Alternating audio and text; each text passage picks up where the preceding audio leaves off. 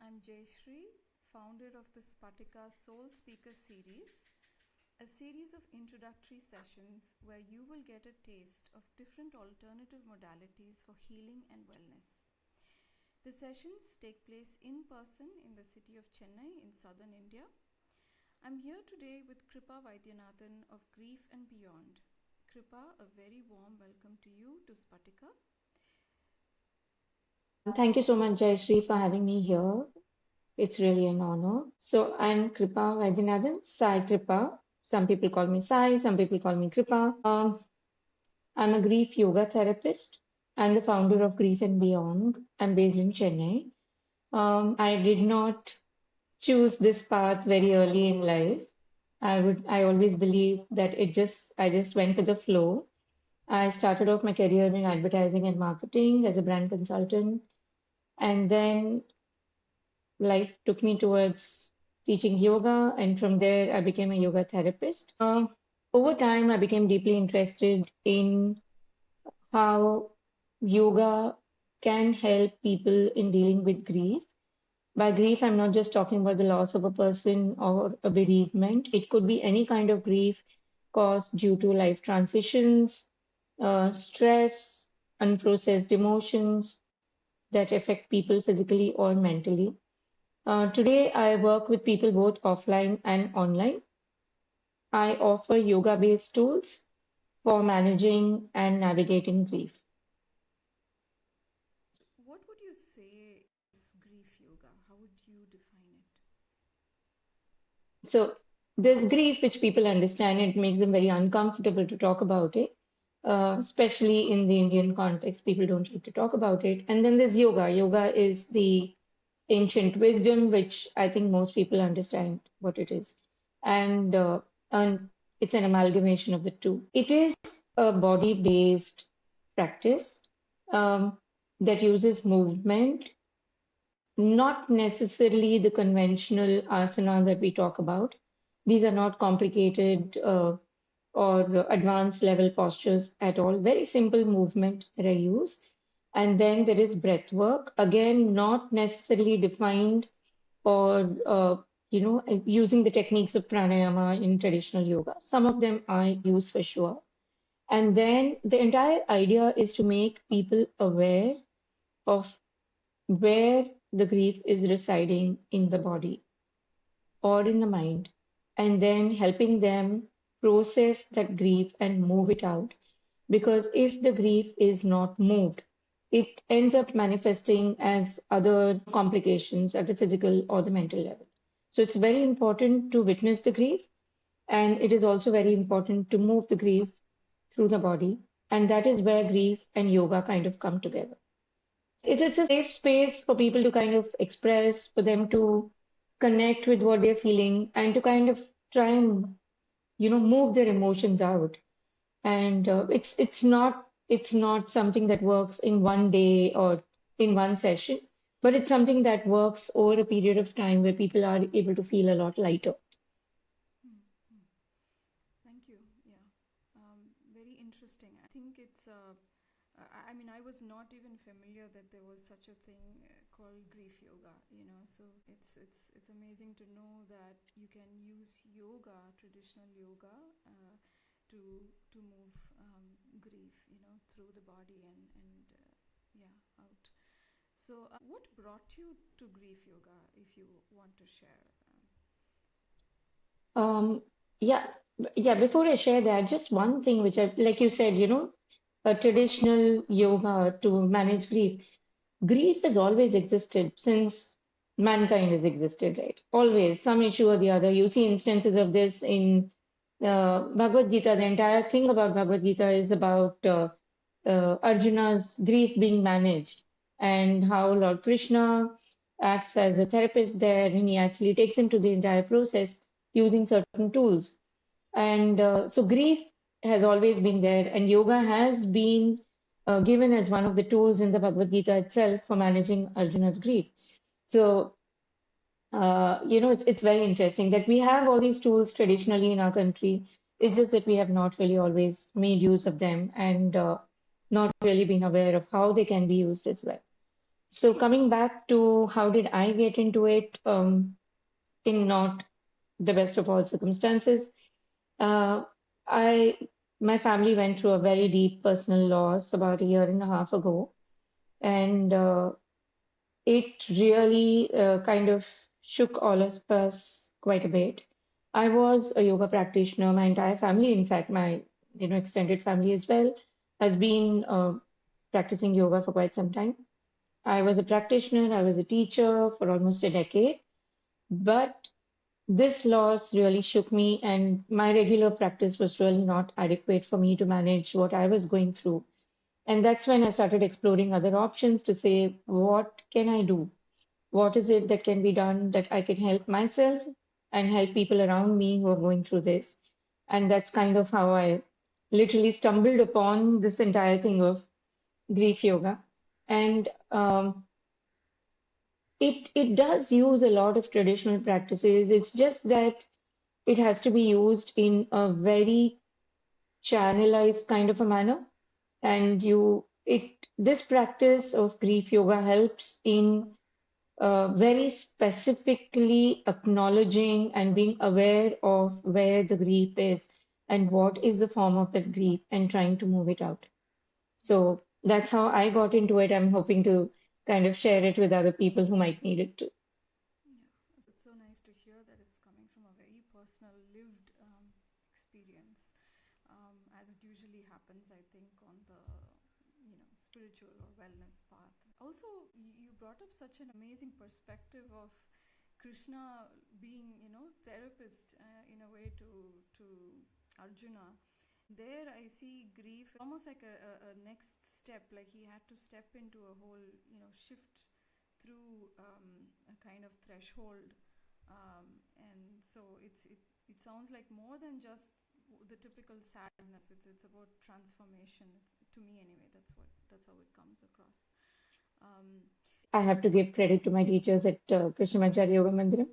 And this is something that we learned when we were learning the Yoga Sutras and when we were learning, yoga philosophy and even the mixture of Eastern and Western philosophies. This is a very common example which is given to show how therapy as a mode of, managing emotions existed long, long ago. So it's definitely not an original thought. not right. So, who who is grief yoga for? So the reason I asked this question is because you did mention that grief has a negative connotation, in many conservative societies, including our own, and people typically tend to shy away from it. So, what would you like to say to that? Right. So, like you said, um, people shy away from it. There's always hesitation when it comes to, even talking about the word grief. And very often people do not want to acknowledge that what they are going through is grief. I think words like stress and anxiety have become very common now. People do talk about mental health issues and stuff. Rightly so. I think people are coming forward to talk about all that. But when it comes to the word grief, it makes them very uncomfortable. Also, because grief as a word has been linked to the loss of a person, right? In at least in Indian tradition. So when it comes to the loss of a person, people, if you notice, don't really like to talk about it. Like it's a very sensitive topic. Sometimes it just makes them very uncomfortable to address somebody else's loss or a bereavement that the family has gone through. But when we're talking about grief, it does not necessarily just have to be the loss of a person alone.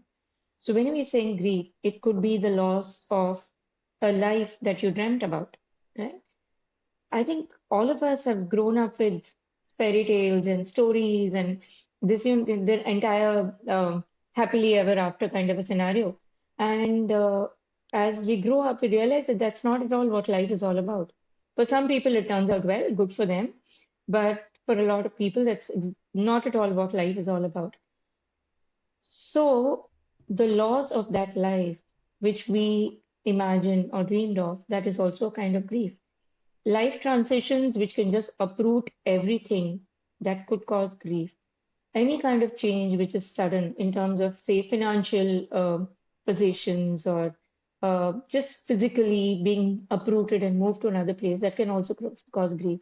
So, grief yoga is for anybody who's going through any kind of loss or transition, anything, any situation or condition which is making them very overwhelmed, you know, anything which they are not able to really manage on their own. So, grief yoga is meant for literally anybody who's going through that. Hmm. Wow, it almost sounds like transformation doula work. So you have birthing doulas, you have death doulas, and this sounds like a rebirth doula. Like you kind of midwife that new, you know, space that a person can transition into out of grief. The entire idea that grief is equal to a major tragedy, that is not at all true. It is most of the time, it is just small everyday things which slowly keep building up, and they reach a point where a person is not really able to manage it. And then it starts manifesting in the body if it is really not dealt with. So, that being aware, expressing it, and then moving forward from that is what grief and beyond is all about. And the first step of that is the grief yoga, right? That's very, very important. Thanks for highlighting that. So I feel really fortunate to announce that we will have our introductory session on grief yoga on Saturday, the 20th of June in Chennai with Kripa. So Kripa is going to be joining us and leading us through a 90-minute session on grief yoga. So please do sign up for it if you want to experience grief yoga for yourself and with Kripa. Who is this event for, and what can people expect to experience in this session on the 20th of June, Kripa? So the session on June 20th is for anybody who wants to explore emotional well-being in a very grounded and body-based way. So it could be a person, like I said, who's carrying stress, grief, burnout, um, just deep anxiety around life situations changing, or it could just be emotional fatigue. So during the session, we will explore movement, breath practices, grounding practices, and a guided awareness exercise as well. So this is not going to be intense yoga. Doesn't mean that you need a yoga mat and things like that. It could even be somebody who's just sitting on a chair, and nobody really has to share anything deeply personal if they don't want to. They just has to have to go through the entire guided practice as I take them through the steps. The focus is on creating a safe, non-judgmental kind of a space. They might feel a little emotional at times, which is okay. It's going to be a safe space. Most people leave the place feeling calmer, slightly lighter, very present and aware, and more connected to themselves. So that is what I'm expecting will happen on 20th as well. So Okay, thank you. That's a wonderful prescription, I think, for happy living. Um, Also, please note that it's a very small group. It's an intimate venue, so which also creates the conditions for safety and that non-judgmental space you were talking about. So, last but not the least, how can people reach you if they would like to schedule a session with you? they can reach me on my website through the website griefandbeyond.com. They can reach me on my Instagram handle, which is Kripa_Vaidyanathan or Grief and Beyond Official. Also on LinkedIn through Kripa Vaidyanathan and Facebook as well, Kripa Vaidyanathan or Grief and Beyond Official. So we're happy to provide those links as well.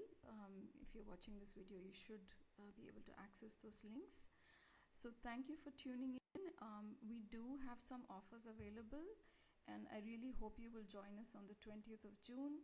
To register, please send us a direct message or call 805 620 0888. We have limited seats available. and hope to see you there. Thank you again, Kripa, for joining us, and we can't wait for the 20th of June. Thank you, Jayashree. I'm looking forward to meeting you soon. All Thank right. you. Take care. Bye bye. Sure. Bye.